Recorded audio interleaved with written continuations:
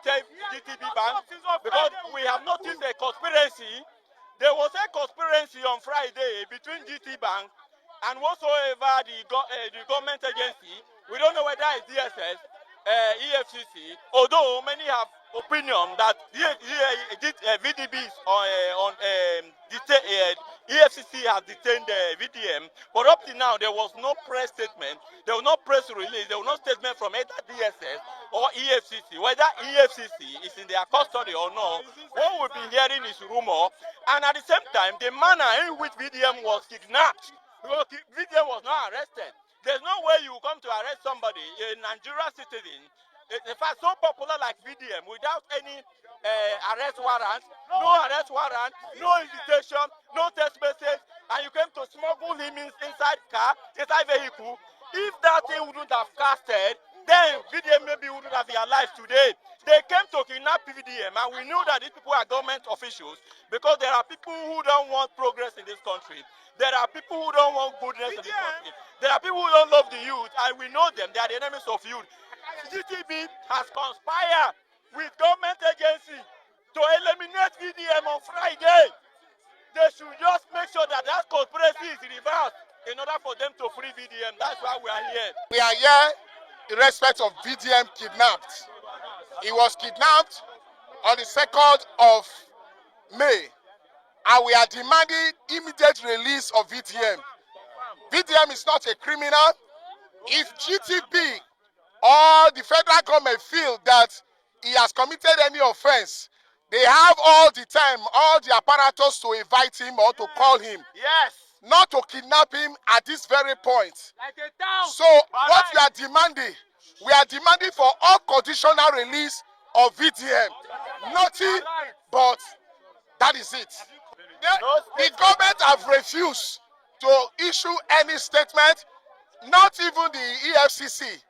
And we were told that he was brutally beaten and was taken away in a commando form. And now, GTB Bank were the one who mandated or who planned or who collaborate with government agencies to make sure that VDM is kidnapped. So and that is why we are here to demand for VDM to be released.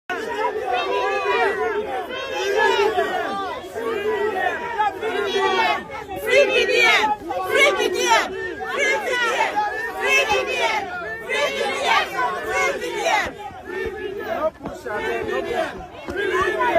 His mother's account, well, according to his lawyer, Deji Adeyanju, VDM was ambushed by EFCC operatives and trapped inside GTB's exit door for over 5 minutes.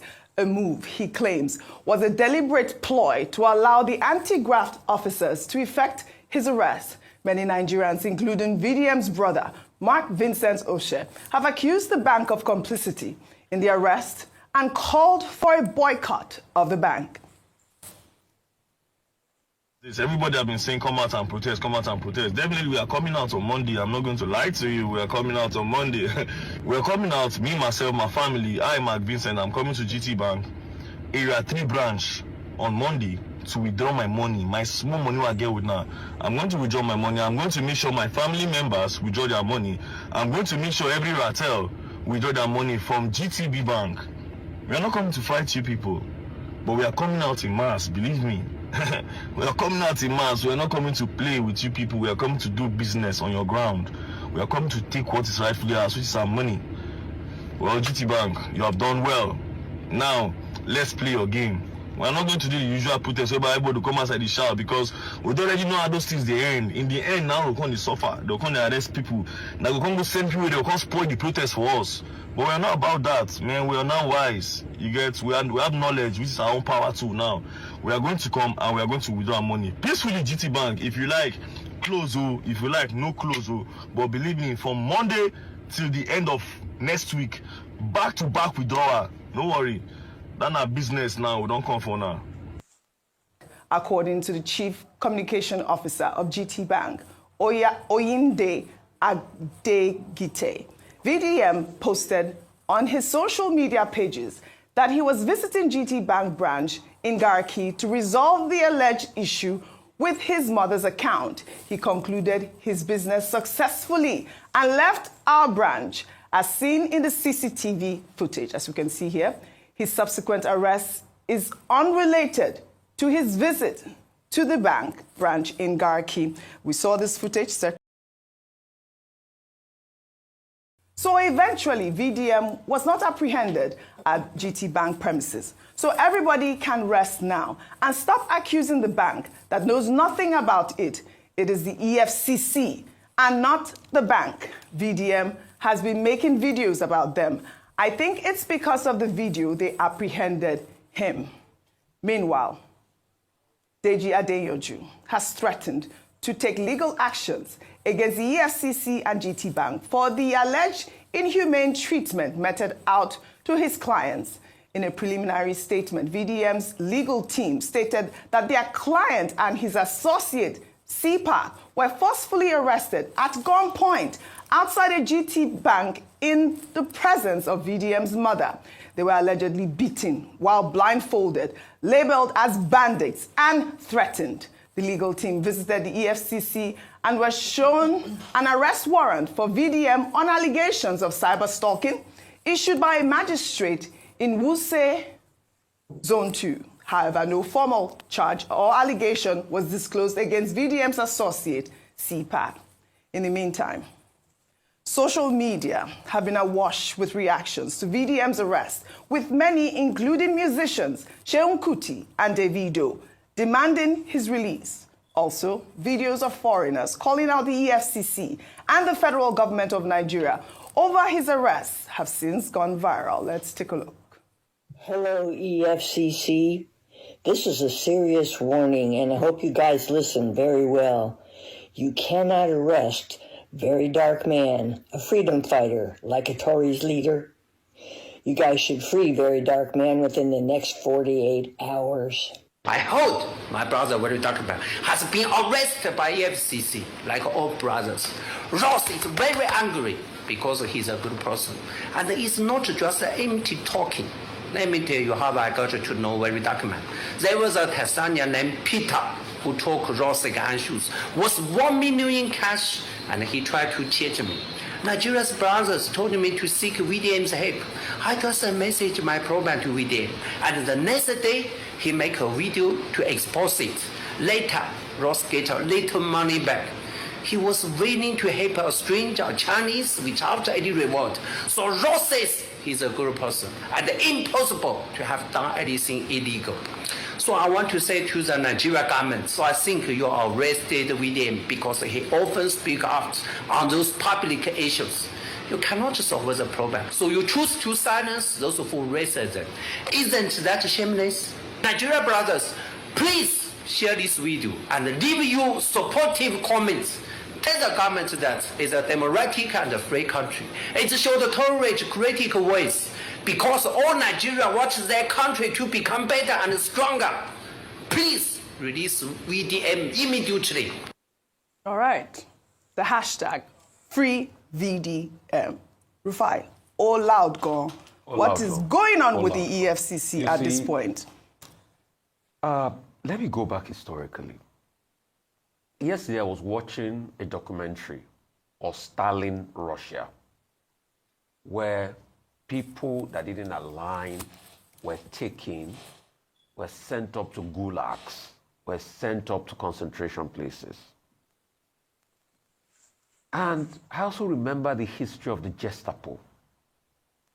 The way and manner the EFCC or multi-agency, I'm now hearing from my investigation, did take the VDM was a Gestaporic style, and it's an aberration in a democracy.